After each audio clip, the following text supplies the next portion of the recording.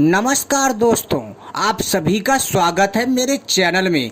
मैं आप लोगों के लिए सोना बनाने का प्राचीन प्रयोग लेकर के आया हूं। जैसा कि आप सभी को मालूम है कि मैं अपने चैनल के माध्यम से सोना बनाने के प्राचीन प्रयोग समय समय पर लाता रहता हूं। साथ ही साथ अपने चैनल के माध्यम से आप सभी को तांत्रिक साधनाएं तथा तांत्रिक औषधियां एवं कई प्रकार की तांत्रिक रहस्यमयी जानकारियां लाता रहता हूं, जो आपके ज्ञान में वृद्धि करती है।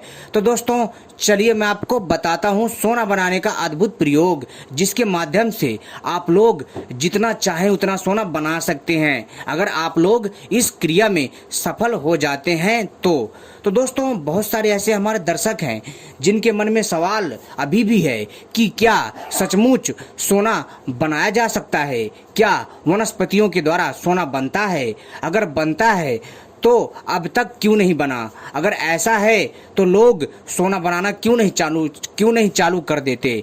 तो दोस्तों, ऐसा है कि इसमें जो है ना, शोध का, रिसर्च का विषय है। जी हाँ दोस्तों, इन औषधियों के माध्यम से सोना बनाया जा सकता है, क्योंकि जो हमारे जो कुछ लोग हैं इस चीज़ को बहुत ही तुच्छ समझते हैं। जी हाँ दोस्तों, जब तक आप लोग अपने विद्या पर, अपने इतिहास पर और अपनी संस्कृति पर गर्व नहीं करेंगे, तब तक आप जो है किसी भी चीज़ में सफल नहीं हो सकते हैं। दोस्तों, इस चीज़ को ध्यान रखिएगा। तो दोस्तों, जहाँ तक रही बात कि सोना बनाने की, कि अगर ऐसा है, अगर वनस्पतियों से सोना बनता है और प्राचीन काल में सोना बनता था, तो अब क्यों नहीं बन सकता? दोस्तों, अब भी बन सकता है।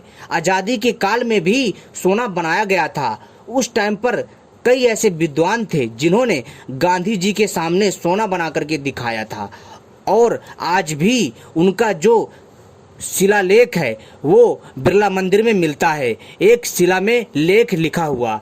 दोस्तों, अगर कोई व्यक्ति लगातार अच्छे से प्रयास करता है और एक एक शब्द को समझकर और उन कठिन शब्दों के अर्थ को सही प्रकार से समझ करके इस क्रिया को अगर सावधानी पूर्वक और विधि विधान से करता है तो दोस्तों, निश्चित ही कोई भी मनुष्य सोना बना सकता है, और वो भी अपने मन के मुताबिक सोना बना सकता है। चाहे फिर वो 1 किलो हो या 5 किलो हो या फिर 10 किलो हो, आराम से व्यक्ति सोना बना सकता है दोस्तों, क्योंकि इसमें बहुत ही गहनता के साथ अध्ययन करने की आवश्यकता है और इस पर शोध करने की आवश्यकता है। क्योंकि दोस्तों, जब तक आप लोग प्रयोग को करेंगे नहीं, तब तक आपको कुछ पता नहीं चलेगा और आप लोग एक ही बार में सफल नहीं हो पाएंगे। जी हाँ दोस्तों, क्योंकि यह अपने आप में बहुत ही अद्भुत एवं दिव्य प्रयोग है। तो दोस्तों, चलिए मैं आपको बताता हूँ सोना बनाने का प्राचीन प्रयोग, जो कि आपके जानकारी में वृद्धि करेगा। दोस्तों, यह विद्या अपने आप में बहुत ही रहस्यमयी है, जो मैं आपको बताने वाला हूँ। लेकिन फिर भी अगर किसी को विश्वास नहीं होता है कि वनस्पतियों से सोना बनता है, तो मैं उनको नहीं समझा सकता। इतना प्रमाण देने के बावजूद भी अगर किसी को विश्वास नहीं होता है, तो दोस्तों, मैं ऐसे लोगों से कहना चाहूँगा कि वो लोग मेरे चैनल को छोड़ करके जा सकते हैं। क्योंकि दोस्तों, हम जो भी बातें बताते हैं प्रमाण के तथ्यों के आधार पर आप लोगों को जानकारी देते हैं।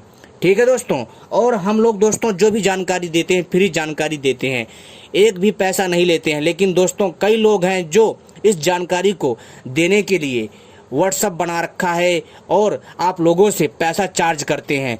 2000 से लेकर के 46,000 तक लोग जो है आपसे पैसा चार्ज करते हैं। लेकिन दोस्तों, हम लोग आपको एकदम निःशुल्क ज्ञान प्रदान कर रहे हैं, ताकि आप लोग अगर इस क्रिया में सफल नहीं हो सकते तो कम से कम आपको जानकारी तो रहेगी कि हाँ, प्राचीन काल में कोई इस नाम की विद्या थी जिसके माध्यम से सोना बनाया जाता था।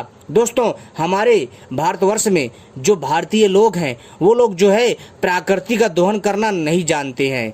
जी हाँ, कहने का अर्थ है दोस्तों, वो लोग जो है सदैव प्रकृति की पूजा करते हैं और प्रकृति की रक्षा करते हैं। लेकिन दोस्तों, कुछ कुरीति के कारण यहाँ के लोग भी हमारी जो ये पर्यावरण है, जो प्रकृति है, उसको नुकसान पहुँचाने लगे हैं।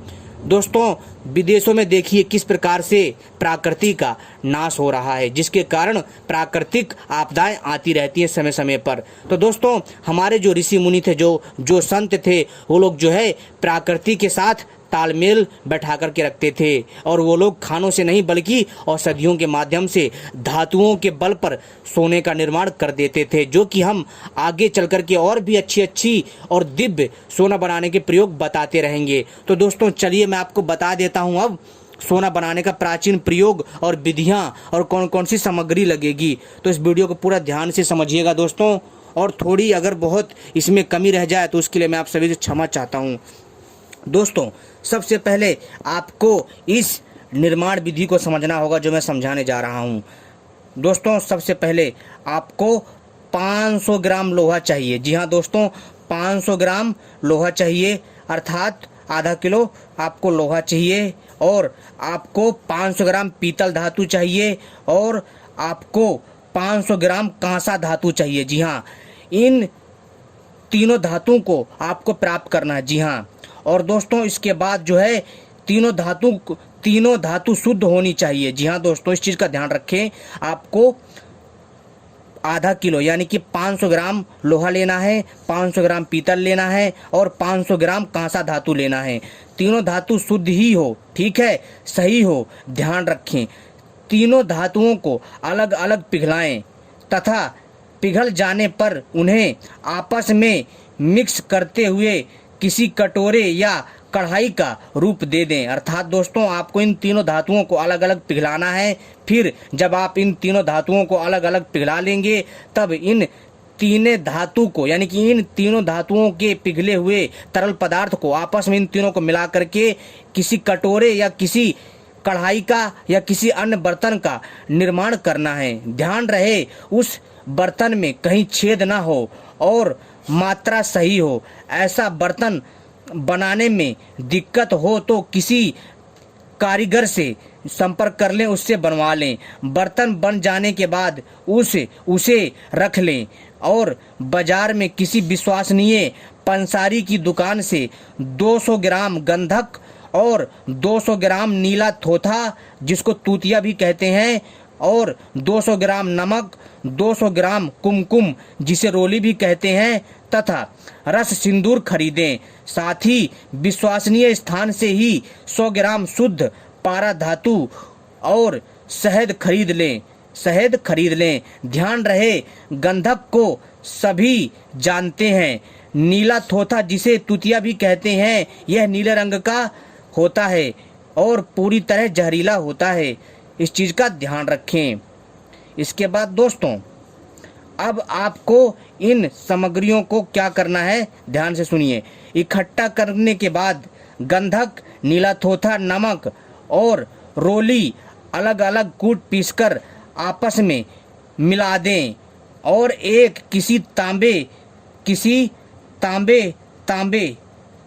दोस्तों तांबे नहीं, यहाँ पर ताजे है, ठीक है, इसके लिए मैं क्षमा चाहता हूँ। तो आपको क्या करना है, अलग अलग कूट पीसकर आपस में मिला दें और किसी ताजे पानी में इसे घोल दें। इसके बाद चूल्हे या स्टोव पर आग जलाएं और त्रिधातु बर्तन में गंधक, नीला थोथा, नमक और रोली वाले मिश्रण को डालकर धीमी आंच पर पकने दें। जब पानी उबलने लगे तो 100 ग्राम पारा को रस सिंदूर में अच्छी तरह घोंटें। फिर उसकी गोली बनाएं और उसके ऊपर शहद चुपड़ दें। जब 2/3 भाग पानी जल जाए तो बीच में पक रहे, जी हाँ दोस्तों, बीच में पक रहे गोले पर ध्यान दिए रहें। जो हल्का हल्का सुनहरापन होना शुरू होगा, जब वह पूरी तरह सुनहरा दिखने लगे तब बर्तन को नीचे उतार लें और आपके परिश्रम की बदौलत शुद्ध सोने का निर्माण हो चुका होगा। और दोस्तों इसे श्रद्धापूर्वक उसका आप जो है प्रयोग करें और दोस्तों आप देखेंगे कि आपको शुद्ध सोना प्राप्त हो जाएगा। दोस्तों यह था प्रयोग जो कि अपने आप में बहुत ही अद्भुत है और दिव्य है दोस्तों, और हम आपको अगला प्रयोग भी जल्द ही लेकर के आएंगे। और दोस्तों यह प्रयोग मैं सारे के सारे आपको स्वर्ण तंत्रम नामक पुस्तक से बताता हूँ, जिसमें सोना बनाने के अनेकों प्रयोग बताए गए हैं, जिसके माध्यम से लोग जो है और भी अच्छी जानकारियाँ प्राप्त कर सकते हैं। ठीक है दोस्तों, अगर आपको कुछ धातु प्राप्त ना हो तो आप इंटरनेट से उन धातुओं के बारे में सर्च करके जानकारी निकाल सकते हैं। धन्यवाद।